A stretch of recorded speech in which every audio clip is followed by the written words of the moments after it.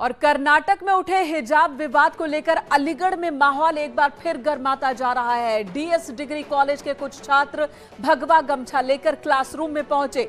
इन लोगों ने हिजाब के विरोध में कॉलेज प्रॉक्टर को एक ज्ञापन सौंपा है। छात्रों ने कहा कि यह देश शरीयत से नहीं संविधान से चलेगा। कॉलेज परिसर में छात्रा हिजाब पहनकर आएंगी तो हम भगवा पहनकर कॉलेज परिसर में प्रवेश करेंगे। तो माहौल एक बार फिर एएमयू में गर्माता हुआ नजर आ रहा है। ये विवाद जो कि अदालती, लेकिन अब इस पर सियासत भी तेज और छात्रों का जो विरोध प्रदर्शन है वो थमने का नाम नहीं ले रहा है। एक तरफ बुर्के में, हिजाब में जगह जगह पर छात्राएं विरोध प्रदर्शन कर रही हैं हिजाब के समर्थन में, तो हिजाब के विरोध में भी कुछ छात्र इस तरह से भगवा कपड़ा लेकर क्लासरूम में पहुंचे हैं। ये तस्वीर हम आपको दिखा रहे हैं, ये एएमयू की तस्वीर है, डीएस डिग्री कॉलेज की तस्वीर है। आज आम हिंदू छात्र द्वारा भगवा को पहनकर कॉलेज कैंपस में गया। वो काफी लंबे हफ्ते से पहले से भी लोग जा रहे हैं। मुझे लगता है इसमें कोई बुराई वाली बात नहीं है। रही बात विशेष रूप से भगवा पर बल देने का, पहले से आम छात्रों ने डीएस कॉलेज के चीफ डॉक्टर महोदय, प्राचार्य महोदय से ये निवेदन, आग्रह पूर्वक ज्ञापन भी दिया आम छात्रों ने कि जो भी और धर्मों के जो जिस आधार पर, चाहे बुर्का का विषय हो, समुदाय विशेष की टोपी का विषय हो, या जो है एक हिजाब का विषय हो, जिस भी धार्मिक वस्त्रभूषा के आधार पर छात्रों में अलगाववाद का भाव उत्पन्न हो रहा हो, ऐसी सभी वेशभूषा पर डीएस कॉलेज कैंपस में लगाम लगनी चाहिए। लेकिन कॉलेज प्रशासन ने जब कोई कार्रवाई नहीं की तो आज आम छात्र डीएस कॉलेज कैंपस में अपने धर्म का जो है भगवा वस्त्र धारण करते हुए कॉलेज कैंपस में पहुंचे। मुझे लगता है इसमें कोई तूल देने की बात भी नहीं है। रंजीत हमारे सहयोगी इस वक्त हमारे साथ मौजूद है। रंजीत, ये आग तो भड़कती ही चली जा रही है। कभी बुर्का, हिजाब पहनकर छात्राएं हिजाब के समर्थन में पहुंचती हैं, तो अब देखिए भगवा कपड़ा लेकर ये छात्र पहुंचे हैं।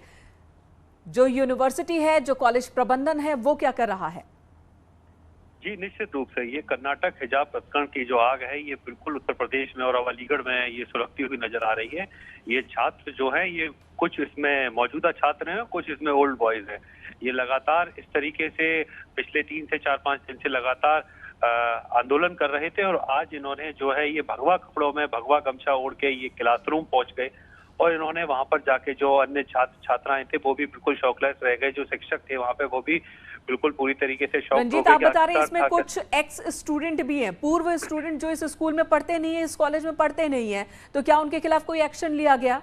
जी, निश्चित रूप से प्रॉक्टर ने उनको नोटिस दे दिया है और नोटिस में कहा गया है कि उनको जल्द ही 1 से 2 दिन में उनको नोटिस का जवाब देना है। जवाब नहीं देते हैं तो उनके खिलाफ कार्रवाई की जाएगी। प्रशासन ने भी उनको नोटिस दे दिया गया है।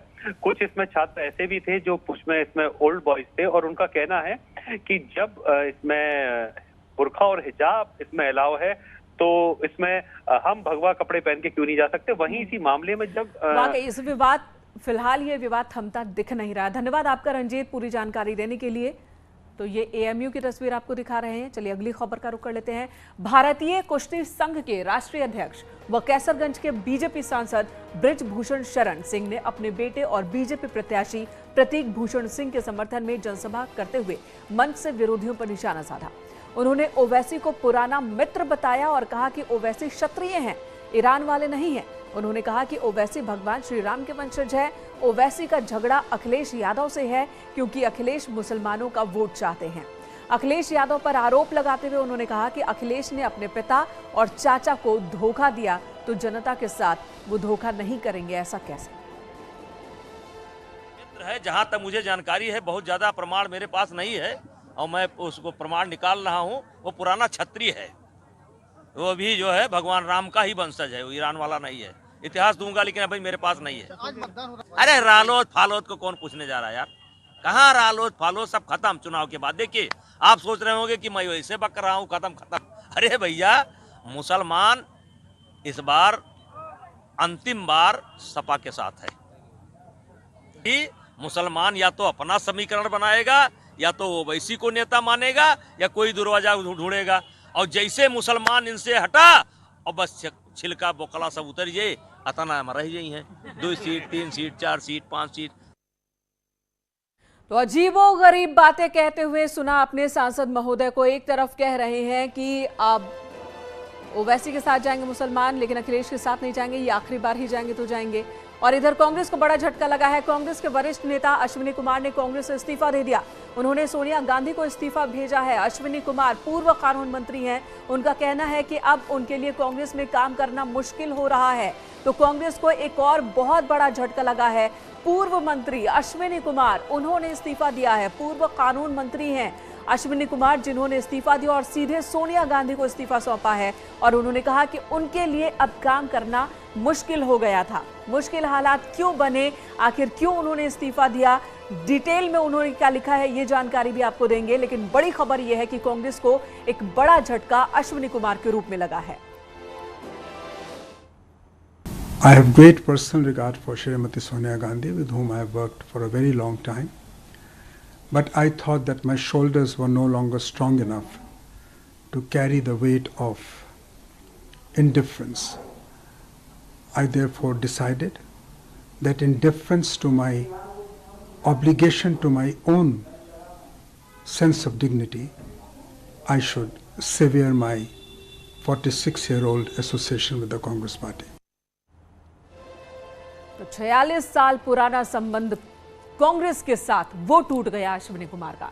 इधर शाहजहांपुर में तिलहर विधानसभा के एसपी प्रत्याशी और निवर्तमान विधायक रोशन लाल वर्मा और उनके दोनों बेटों पर केस दर्ज किया गया। इनके ऊपर बीजेपी कार्यकर्ताओं की पिटाई करने के और अपहरण के आरोप लगे हैं।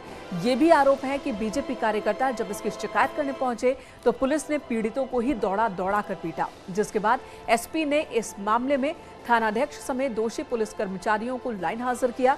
एसपी ने फायरिंग और पथराव की घटना को संदिग्ध बताया है और मामले की जांच कर कड़ी कार्रवाई की बात कही है। समाजवादी पार्टी के प्रत्याशी उनके समर्थकों के साथ उनके साथ मारपीट की गई और उसके बाद ये भी आरोप लगाया कि उनके कुछ लोगों को गाड़ी में बैठा के ले गए।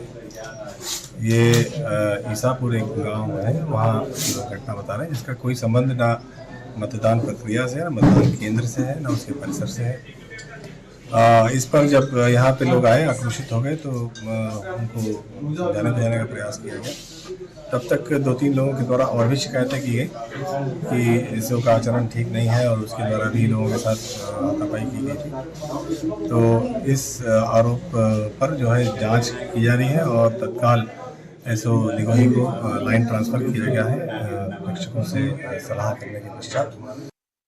तो फिलहाल एसपी उम्मीदवार पर मुकदमा दर्ज हो गया है। चलिए बात कर लेते हैं सीएम योगी आदित्यनाथ की, जो कि कासगंज में पहुंचे थे जनसभा को संबोधित करने के लिए। और इस मौके पर सीएम योगी विपक्षी दलों पर जमकर बरसे। उन्होंने लॉ एंड ऑर्डर के मसले पर विपक्षी दल, खासकर समाजवादी पार्टी पर निशाना साधा और कहा कि किसानों और गरीबों के कल्याण के लिए काफी कुछ सरकार ने काम किए हैं, बीजेपी सरकार ने।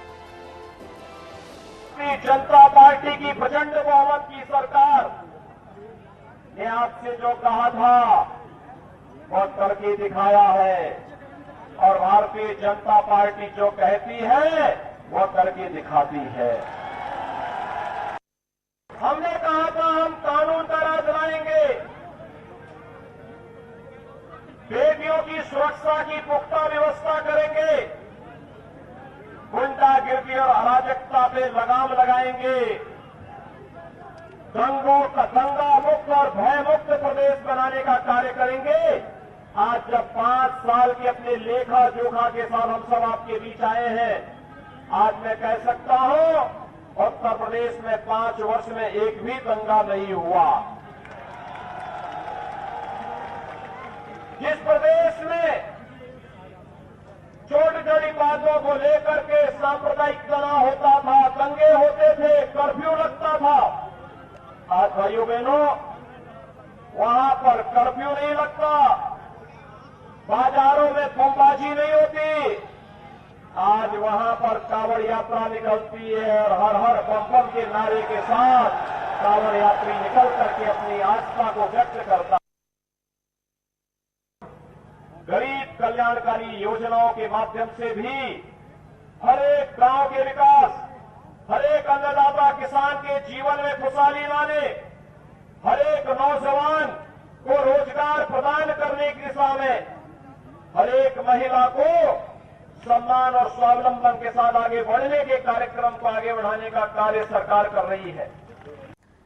और चुनाव प्रचार में अखिलेश यादव भी जोर शोर से जुटे हुए हैं। एसपी अध्यक्ष अखिलेश यादव आज 4 जिलों के चुनावी दौरे पर हैं और इसी क्रम में उन्होंने रायबरेली के बैसवारा कॉलेज मैदान में जनसभा को संबोधित किया है। इस मौके पर वो बीजेपी पर जमकर बरसे। अखिलेश ने आरोप लगाया कि नौजवानों को रोजगार के सपने दिखाए गए लेकिन मिला कुछ भी नहीं। उन्होंने कहा कि गर्मी निकालने वालों की भाप निकल गई है।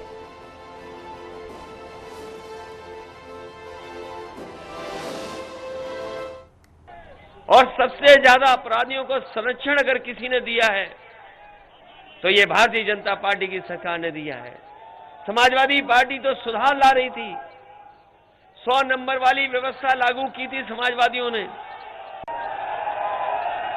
ये जो डबल इंजन के लोग दावा करते हैं, बताओ डबल इंजन की सरकार में एक ही चीज डबल हुई है, वो भ्रष्टाचार डबल हुआ है। हुआ डबल के नहीं हुआ? और खेती करने वाले जानते होंगे कि ये बीजेपी वाले आए थे, कह गए थे हम किसानों की आय दोगुनी कर देंगे। किसान भाइयों, बताओ कौन सी पैदावार की आपको कीमत मिल गई? किसी फसल की आपकी आय दोगुनी हुई हो तो बताओ।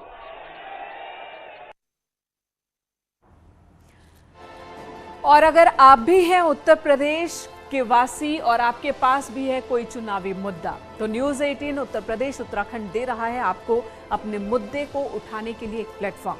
आप भी जीत सकते हैं इसी के साथ अपने मुद्दे को उठाने के साथ साथ एक स्मार्टफोन। आपको सिर्फ मिस्ड कॉल देनी है और न्यूज़ 18 उत्तर प्रदेश उत्तराखंड दिखाएगा आपके मुद्दे। तो उठाइए फोन और कीजिए मिस्ड कॉल 8882472472 पर। नहीं गूंजेंगे सिर्फ नेताओं के नारे, क्योंकि अपनी बात कहने का वोटर्स को भी देगा मौका।